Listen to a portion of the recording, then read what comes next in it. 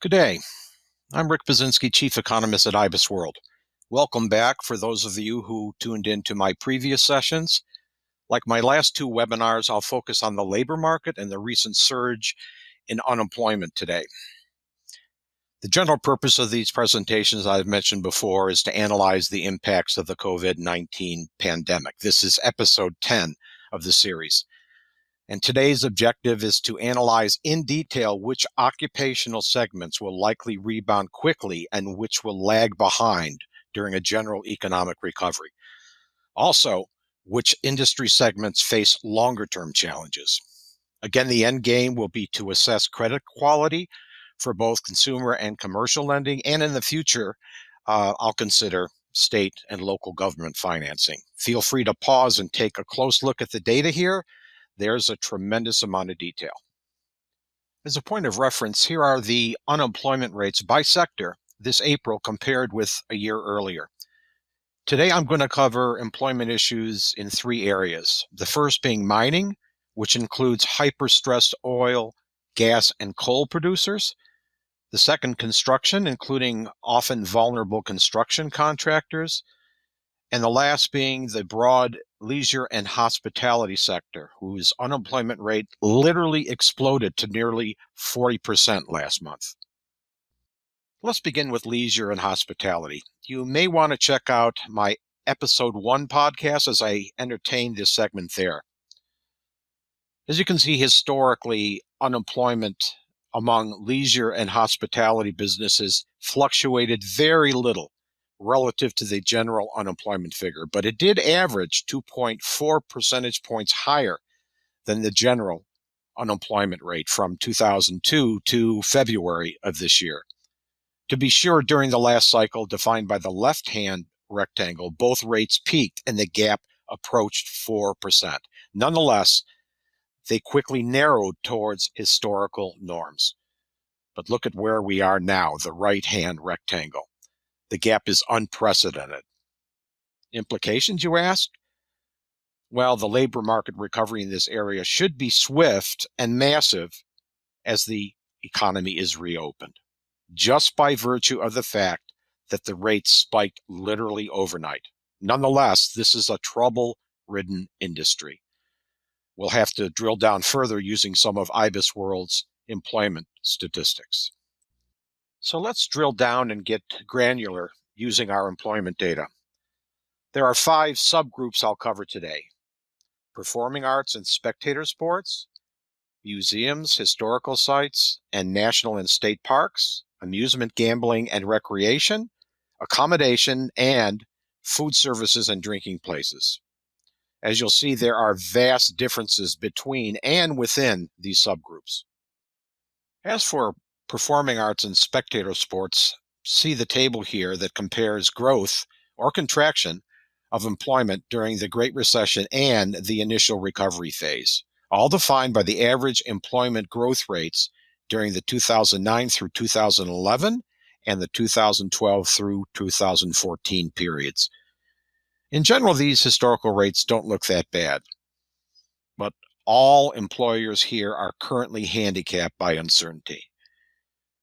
Consider the following: unlikely fan reopenings for big-time events, people's fears of a second virus wave, and workers' anxieties over their earning potential amid high unemployment rates. I read Aero Industries, where I have the greatest concern presently. Unemployment here is driven by attendance in live events. I yellow arrow sports franchises. The reason? Restarting competitions without fans won't benefit workers and contractors that derive their incomes if employed at or near big-time events.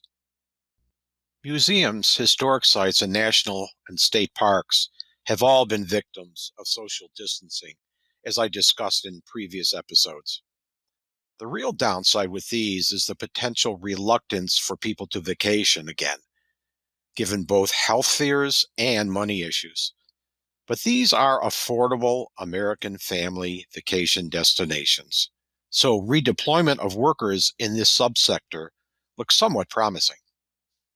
As for amusement, gambling, and recreation employment, let's make a long story short, hence look at this table very carefully.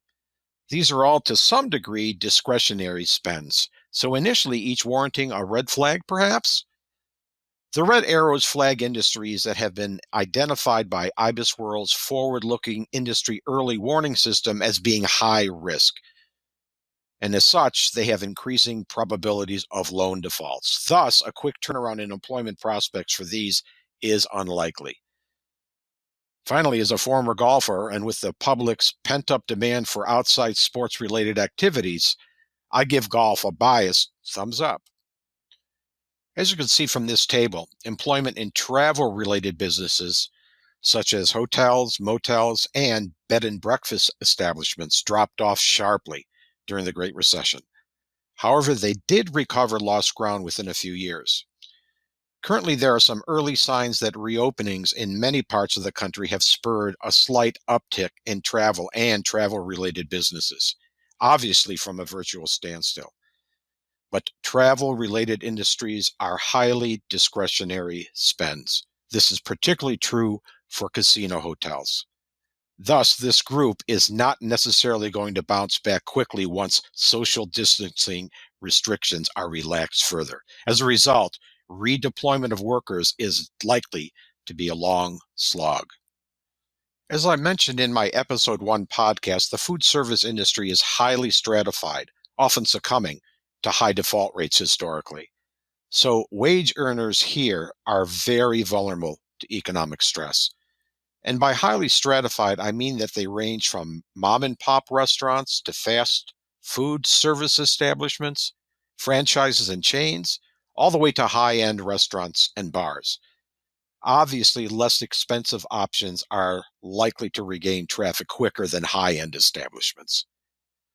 The question remains on how quickly rehirings will take place given ongoing uncertainties involving the speed and timing of the economic recovery and the containment of the pandemic. Plus, food service industry is by and large a low wage business where about 40% of workers are part-timers. Will they really return to work if extended unemployment benefits exceed incomes?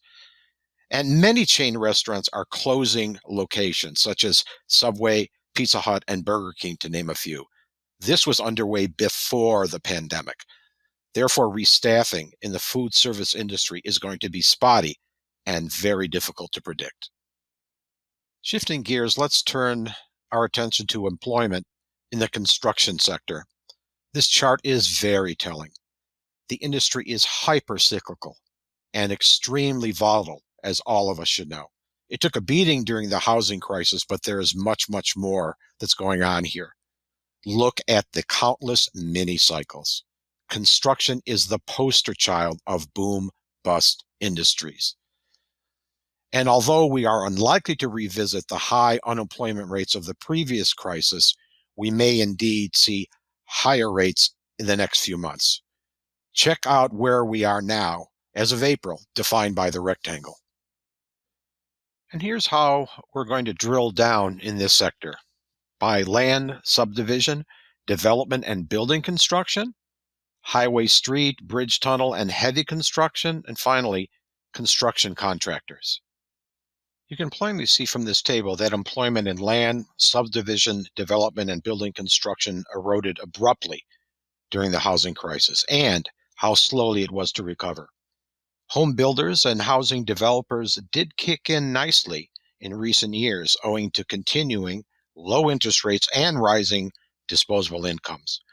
Once a general recovery emerges, IBISWorld expects a steady rebound in employment in this sector given pent-up demand and low mortgage rates. However, as I mentioned in episode 3 of this series, these employers aren't necessarily on great footing going forward, largely due to this being a highly volatile industry. With young adults shying away from home ownership and with a backdrop of crushing mortgage delinquency rates, there's much to be concerned about here.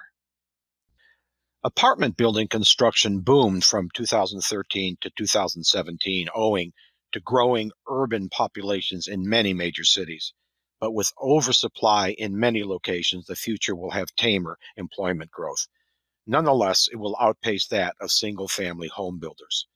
As for industrial building employment, this will hinge primarily on the recovery in manufacturing, which, if you tuned into my last webinar, isn't all that encouraging. For commercial builders, the boom is probably over regardless of the strength of a general recovery. Hotel, retail, and even general office space opportunities have waned. The same is true for municipal construction, with diminished state and local tax revenue resources given the pandemic, and few opportunities for education and healthcare-related construction in the foreseeable future. Let's turn to employment prospects for highway, street, bridge, tunnel, and other heavy construction. This is basic infrastructure, investment in which is desperately needed in America. We all know this. There is some cause for optimism here, but the federal government needs to take the lead. And we have been plagued with multiple false starts for more than a decade. The bloated federal budget deficit doesn't help. Unfortunately, this will be a lost opportunity until at least after the November elections. And as for oil and gas pipeline construction, I'll deal with this momentarily. Employment for construction contractors will follow suit with the other construction segments I just discussed. Here's a list. There is an important side story relevant for many, especially banks. Simply put, exposures might reside in different lines of business as latent risks. Often a bank will have a commercial real estate book and in a separate silo, a separate book, a C&I exposure to construction contractors such as electricians, painters, and plumbers. Other latent exposures may reside in the credit cards, auto loans, and mortgages extended to these very same construction workers. Hidden concentrations like this were commonplace during the previous financial crisis. Care needs to be taken to identify these concentration pools. Finally, let's take a quick look at employment in mining, quarrying, and oil and gas extraction. As you can see from this chart, the unemployment rate for this sector rose much higher than the overall unemployment rate during the Great Recession. It hasn't even reached this level as per April 2020 data. And like construction, this sector is clearly volatile, a trademark of commodity-based businesses. In what follows, we're going to drill down to basic mining and also a group that includes oil and gas extraction, coal mining, and oil and gas field services. You might want to review episodes 4 and 6 from this series where I discuss some of these industries from a slightly different perspective. Consider basic mining employment. The first group of 4 on this table is driven primarily by manufacturing. The second group is dependent on construction activity. As I noted earlier, the outlooks for both aren't particularly inspiring. Hence, be prepared for unemployment rates in basic mining to be sticky, not likely to recover for several quarters. As for oil and gas drilling and field support services, employment will continue to be haunted by low crude prices.